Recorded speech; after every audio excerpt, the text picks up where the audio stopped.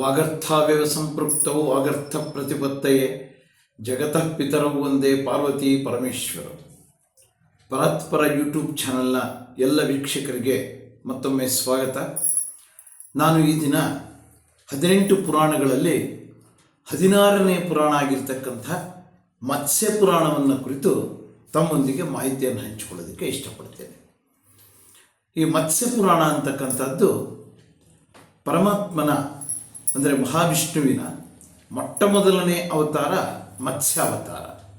ಅಂದರೆ ಮೀನಿನ ಆಕಾರದಲ್ಲಿ ಅವತಾರವನ್ನು ಎತ್ತಿದಂಥ ಅವತಾರ ಮತ್ಸ್ಯಾವತಾರ. ಮೀನಿನ ಆಕಾರದಲ್ಲಿ ಇರತಕ್ಕಂಥದ್ದು ಆ ಮತ್ಸ್ಯಾವತಾರವನ್ನು ಕುರಿತಾದಂಥದ್ದು ಮತ್ತು ಆ ಮತ್ಸ್ಯಾವತಾರದಲ್ಲಿ ಭಗವಂತ ತಿಳಿಸುವಂಥ ವಿಷಯಗಳು ಒಳಗೊಂಡಿರುವಂಥದ್ದು ಈ ಮತ್ಸ್ಯ ಪುರಾಣ. ಈ ಮತ್ಸ್ಯ ಪುರಾಣದಲ್ಲಿ ಮೀನಿನ ರೂಪದಲ್ಲಿದ್ದಂಥ ಭಗವಂತ ಮನು ಅಂದರೆ ಮೊಟ್ಟ ಮೊದಲನೆಯ ಮಾನವ, ಮೊಟ್ಟ ಮೊದಲನೆಯ ದೊರೆ, ಆ ಮನು ಒಮ್ಮೆ ತನ್ನ ಹಡಗು ಪ್ರಳಯದೋಪಾದಿಯಲ್ಲಿ ಬಂದಂಥ ಪ್ರವಾಹಕ್ಕೆ ಸಿಲುಕಿ ಒದ್ದಾಡ್ತಾ ಇದ್ದಂಥ ಸಂದರ್ಭದಲ್ಲಿ ಆ ಹಡಗನ್ನು ಎಳ್ಕೊಂಡು ಬರ್ತಾ ಇರ್ತಾನೆ ಪರಮಾತ್ಮ ಮತ್ಸ್ಯಾವತಾರದಲ್ಲಿ. ಆ ರೀತಿ ಎಳ್ಕೊಂಡು ಬರ್ತಾ ಇದ್ದಾಗ ಆ ಮತ್ಸ್ಯಾವತಾರದಲ್ಲಿದ್ದಂಥ ಭಗವಂತನಿಗೂ ಮತ್ತು ಮನುವಿಗೂ ನಡುವೆ ನಡೆದಂಥ ಸಂವಾದ ರೂಪವೇ ಈ ಮತ್ಸ್ಯ ಪುರಾಣ ಅಂತ ತಿಳಿದು ಬರುತ್ತೆ. ಇದರಲ್ಲಿ ಮತ್ಸ್ಯಾವತಾರದಲ್ಲಿ ಸುಮಾರು 15,000 ಶ್ಲೋಕಗಳು ಇವೆ. ಇದರಲ್ಲಿ ಪರಮಾತ್ಮನ ಅವತಾರಗಳ ಬಗ್ಗೆ ತಿಳಿಸಿದೆ ಮತ್ತು ಎಲ್ಲ ಲೋಕಗಳ ಸೃಷ್ಟಿಯ ಬಗ್ಗೆ ಮಾಹಿತಿಯನ್ನು ಕೊಟ್ಟಿದ್ದಾರೆ. ಅರಸರು ಹೇಗೆ ಆಳ್ವಿಕೆ ನಡೆಸಬೇಕು ಅನ್ನುವಂಥ ಒಂದು ಮಹತ್ತರವಾದಂಥ ವಿಷಯವನ್ನು ಈ ಪುರಾಣದಲ್ಲಿ ತಿಳಿಸಿದ್ದಾರೆ. ಮತ್ತು ಯಯಾತಿಯ ಬಗ್ಗೆ ಈ ಪುರಾಣದಲ್ಲಿ ಉಲ್ಲೇಖ ಇದೆ. ಯಯಾತಿ ಪಾಂಡವರ ವಂಶದ ಅತ್ಯಂತ ಹಿರಿಯ ರಾಜ. ಆ ಯಯಾತಿಯ ಒಂದು ಕಥೆ ಪ್ರತ್ಯೇಕವಾಗಿದೆ, ಸಂದರ್ಭ ಬಂದಾಗ ಅದು ತಿಳ್ಕೊಳ್ಳೋಣ.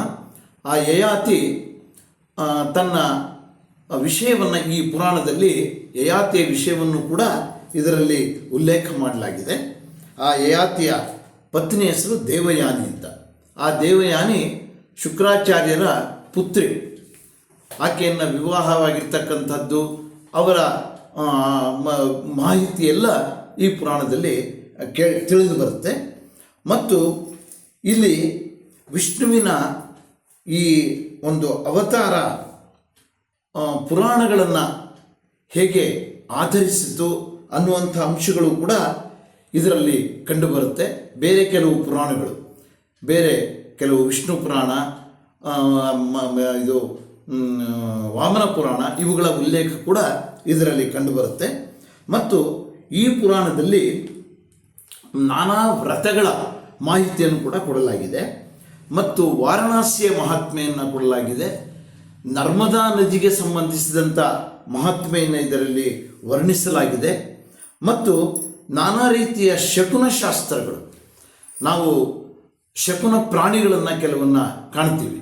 ಈ ನರಿ ಶಕುನ ಇರ್ಬೋದು, ಹಲ್ಲಿ ಶಕುನ ಇರ್ಬೋದು, ಓತಿಕೇತದ ಶಕುನ ಇರ್ಬೋದು, ಕಾಗೆಯ ಶಕುನ ಇರ್ಬೋದು, ಗರುಡದ ಶಕುನ ಇರ್ಬೋದು. ಈ ರೀತಿ ಶಕುನಗಳಿಗೆ ಸಂಬಂಧಿಸಿದಂಥದ್ದೇ ಒಂದು ಶಕುನಶಾಸ್ತ್ರ ಅಂತ ಇದೆ. ಆ ಶಕುನಶಾಸ್ತ್ರವನ್ನು ಈ ಮತ್ಸ್ಯ ಪುರಾಣದಲ್ಲಿ ವಿವರಿಸಿದ್ದಾರೆ. ಮತ್ತು ದೇವಾಲಯಗಳ ಪ್ರತಿಷ್ಠಾಪನೆಯ ವಿಧಾನ ಮತ್ತು ಅರಮನೆಗಳನ್ನು ಕಟ್ಟಬೇಕಾದಂಥ ವಿಧಾನ, ಅದರ ಸ್ವರೂಪ ಹೇಗಿರಬೇಕು ಇತ್ಯಾದಿ ಮಾಹಿತಿಗಳನ್ನು ಕೂಡ ಇದರಲ್ಲಿ ವರ್ಣಿಸಿದ್ದಾರೆ. ಮತ್ತು ಈ ಪುರಾಣದಲ್ಲಿ ಬಹಳ ಮುಖ್ಯವಾಗಿ ನಾನಾ ಚರಾಚರ ವಸ್ತುಗಳ ಸಂರಕ್ಷಣೆಯನ್ನು ರಾಜನಾದವನು, ಒಂದು ರಾಜ್ಯವನ್ನು ಆಳುವಂಥ ರಾಜನಾದವನು ಚರಾಚರ ವಸ್ತುಗಳು, ಚರ ಮತ್ತು ಅಚರ ವಸ್ತುಗಳ ಸಂರಕ್ಷಣೆ ಹೇಗೆ ಮಾಡಬೇಕು, ಆ ಸಂರಕ್ಷಣೆ ಮಾಡುವುದಕ್ಕಾಗಿ ಅವನಿಗೆ ದೇವಾನುದೇವತೆಗಳ ಶಕ್ತಿ ಹೇಗೆ ಬಂದಿರುತ್ತೆ ಮತ್ತು ಆ ರಾಜನಾದವನು ಹೇಗೆ ತಪ್ಪಿತಸ್ಥರನ್ನು ದಂಡಿಸಬೇಕು ಅನ್ನುವಂಥ ಮಾಹಿತಿ ಕೂಡ ಈ ಪುರಾಣದಲ್ಲಿ ಕಂಡುಬರುತ್ತೆ. ಒಳ್ಳೆ ಧರ್ಮಜ್ಞನಾದಂಥ ರಾಜ ಯಾವ ರೀತಿಯಲ್ಲಿ ತನ್ನ ಒಂದು ಆಳ್ವಿಕೆಯನ್ನು ನಡೆಸಬೇಕು ಮತ್ತು ಕೆಲವು ವಿಶೇಷವಾದಂಥ ಧರ್ಮಜ್ಞರಿಂದ ಸಲಹೆಗಳನ್ನು ಪಡೆದು ಹೇಗೆ ದಂಡನೆಗಳನ್ನು ವಿಧಿಸಬೇಕು ಮತ್ತು ಹೇಗೆ ರಕ್ಷಣೆಯನ್ನು ಮಾಡಬೇಕು ಅನ್ನುವಂಥ ರಾಜರ ಆಳ್ವಿಕೆಗೆ ಸಂಬಂಧಪಟ್ಟಂಥ ಮಾಹಿತಿಯನ್ನು ಕೂಡ ಇದರಲ್ಲಿ ಕೊಡಲಾಗಿದೆ. ಏಕೆಂದರೆ ನಮ್ಮ ದೇಶದಲ್ಲಿ ಸನಾತನ ಕಾಲದಿಂದನೂ ಕೂಡ ರಾಜರ ಆಳ್ವಿಕೆ ಇರತಕ್ಕಂಥದ್ದನ್ನು ನಾವು ಕಾಣ್ತೀವಿ. ನಮ್ಮ ಹಿಂದಿನ ಎಲ್ಲ ಭಗವಂತನ ಅವತಾರಗಳಿರ್ಬೋದು ಅಥವಾ ನಾನಾ ಅಂಶಗಳಿಂದ ಕೂಡಿದಂಥ ವಿಷಯಗಳನ್ನು ನಾವು ರಾಜರಿಗೆ ಸಂಬಂಧಿಸಿದಂಥ ಅಂಶಗಳನ್ನು ನಾವು ಏನು ಕಾಣ್ತೀವಿ, ಆ ರಾಜರ ಆಳ್ವಿಕೆಗೆ ಸಂಬಂಧಿಸಿದಂಥ ಸೂತ್ರಗಳನ್ನೆಲ್ಲ ಈ ಪುರಾಣದಲ್ಲಿ ಕೊಡಲಾಗಿದೆ ಅಂತ ತಿಳಿಸಿದ್ದಾರೆ. ಆದ್ದರಿಂದ ಈ ಮತ್ಸ್ಯ ಪುರಾಣ ಅಂತಕ್ಕಂಥದ್ದು ಬಹಳ ಮುಖ್ಯವಾಗಿ ನಮ್ಮನ್ನಾಳುವಂಥ ರಾಜರು ಮತ್ತು ನಮಗೆ ಹರಸುವಂಥ ದೇವತೆಗಳು ಇವರೆಲ್ಲರಿಗೂ ಕೂಡ ಸಂಬಂಧಿಸಿದಂಥ ಸಮಗ್ರವಾದ ಮಾಹಿತಿಯನ್ನು ಈ ಪುರಾಣದಲ್ಲಿ ತಿಳಿಸಿದೆ ಅಂತ ಕಂಡುಬರ್ತಾ ಇದೆ.